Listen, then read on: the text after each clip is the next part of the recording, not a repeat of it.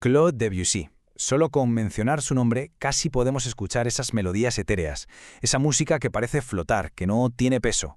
Pensemos en Clair de Lune, en La Mer, pero claro, detrás de ese arquitecto de una belleza tan absolutamente revolucionaria, se esconde una paradoja, y una paradoja bastante perturbadora. Y es que su vida personal estuvo marcada por un patrón constante de destrucción emocional. La pregunta es inevitable. ¿Cómo es posible que coexista una genialidad de ese calibre con una crueldad tan metódica, tan calculada? Fíjense en esta observación, tan aguda de su amiga la cantante Mary Garden. Creo que nos sirve perfectamente como punto de partida. Nos lanza la pregunta central que vamos a explorar. ¿Quién era en realidad el hombre detrás de la música?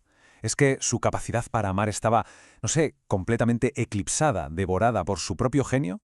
Para intentar desentrañar esta contradicción, para darle un poco de sentido, vamos a usar un marco de análisis psicológico muy particular. Nos vamos a apoyar en el eneagrama y más concretamente en un perfil que parece describir a Debussy con una precisión que la verdad es asombrosa. Aquí está la clave de toda nuestra aproximación. El psiquiatra y psicoterapeuta Claudio Naranjo describe a este subtipo, el eneatipo 4 con instinto sexual, con un nombre muy potente, el insufrible. Y es que la clave es esa. No se trata del arquetipo del artista que sufre en silencio, para nada. Es aquel que, impulsado por una envidia muy profunda, proyecta su propio dolor haciendo sufrir a quienes le rodean. Y esa, precisamente, será la tesis que guiará nuestro análisis de la vida de Debussy. Entonces, la pregunta es cómo se manifestaba esa envidia que, según esta teoría, estaba en la base de todo. En el caso de Debussy, se transmutaba en una arrogancia competitiva que llegó a ser legendaria. Una necesidad constante, casi compulsiva, de demostrar su superioridad frente a todo y frente a todos. Pensemos en esta imagen. A un lado, las reglas del Conservatorio de París, rígidas, venerables, la tradición con mayúsculas. Y al otro lado, la única regla que Debussy parecía reconocer, mon plaisir, mi placer. Esta confrontación no era solo una cuestión musical, era algo mucho más profundo, era existencial. Mon plaisir, mi placer. Este era su lema, su bandera.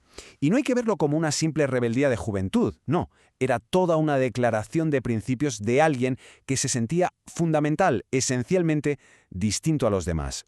Y por lo tanto, por encima de cualquier convención. Él creía firmemente que su sensibilidad única le otorgaba el derecho a dictar sus propias normas. Y no solo en el arte, sino también en la vida. Y claro, esta arrogancia se extendía a los grandes pilares de la música. Su necesidad de devaluar aquello que era envidiable era sencillamente implacable. A Beethoven, un titán, lo despachaba diciendo que no entendía el piano, que escribía mal para él.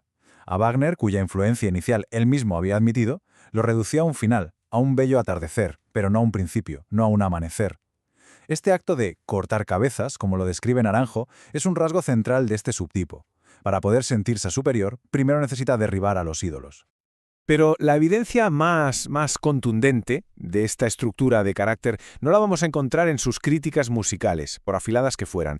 La encontramos en el rastro devastador que fue dejando en sus relaciones personales. Y aquí es donde emerge un patrón clarísimo, repetitivo y terrible.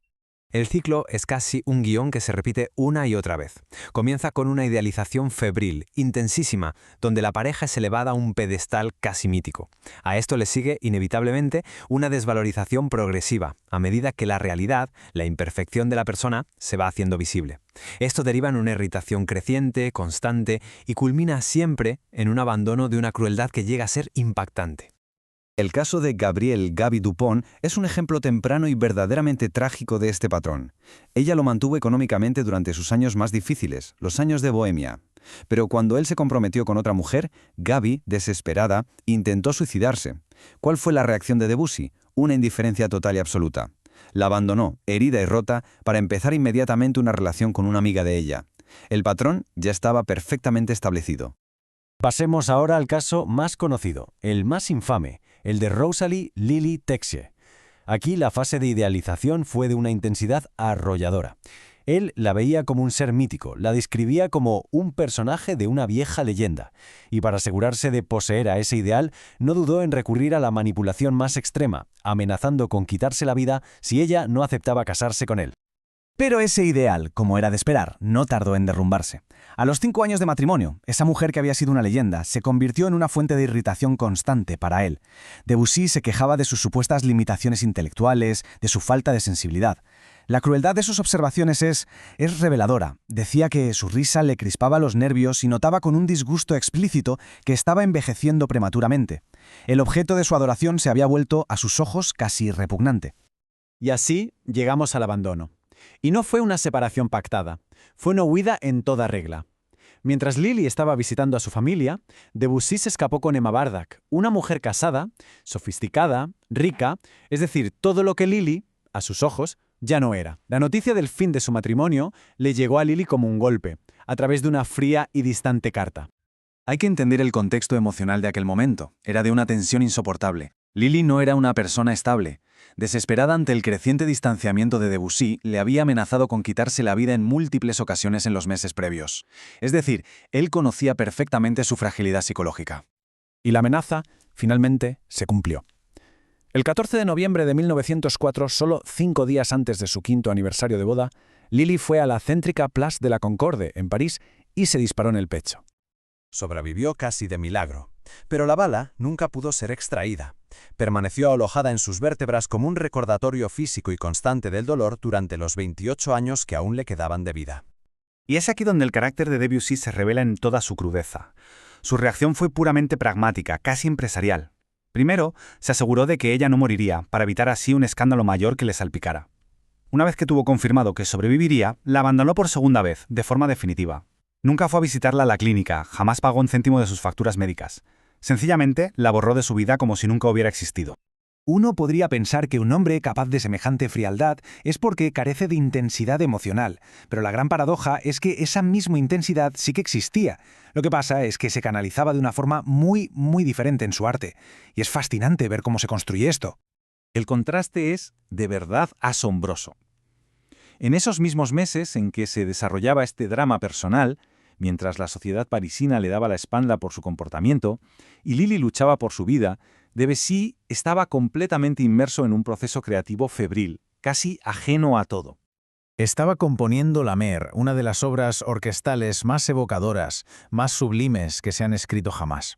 Es como si la misma energía emocional que resultaba tan destructiva en sus relaciones humanas, al pasar por el filtro de su genio, se transformara en belleza pura y duradera. Y de nuevo, Claudio Naranjo nos ofrece una explicación psicológica para este fenómeno, el mecanismo de la sublimación. El arte se convierte en el vehículo perfecto para procesar toda esa turbulencia interior. Permite tomar el dolor, la envidia, la rabia, y no negarlos, no anularlos, sino transmutarlos, hasta convertirlos en un componente esencial de la belleza. La intensidad es la misma, lo que cambia radicalmente es el resultado. Y todo esto nos lleva a la reflexión final, a la conclusión de este análisis sobre esa relación tan compleja y a veces tan incómoda que existe entre la persona y su obra, entre el artista y su arte. El punto crucial, creo yo, es este. La genialidad y la madurez psicológica son dos cosas completamente distintas. Pueden coincidir, pero no tienen por qué. El talento absolutamente extraordinario de Debussy para la música no lo absolvía de sus profundas y demostradas fallas de carácter. La existencia de La Mer es un triunfo para la historia del arte, sin duda, pero no borra, ni anula, ni compensa la bala que Lili Texier llevó en su cuerpo por el resto de su vida. Y así nos quedamos con una pregunta incómoda, una pregunta que resuena a lo largo de toda la historia del arte. Cuando escuchamos la belleza trascendente de su música, ¿debemos olvidar la fealdad de sus actos? ¿Puede una obra maestra o debe acaso redimir la crueldad de su creador? La respuesta quizás no es sencilla y queda en la conciencia de cada cual.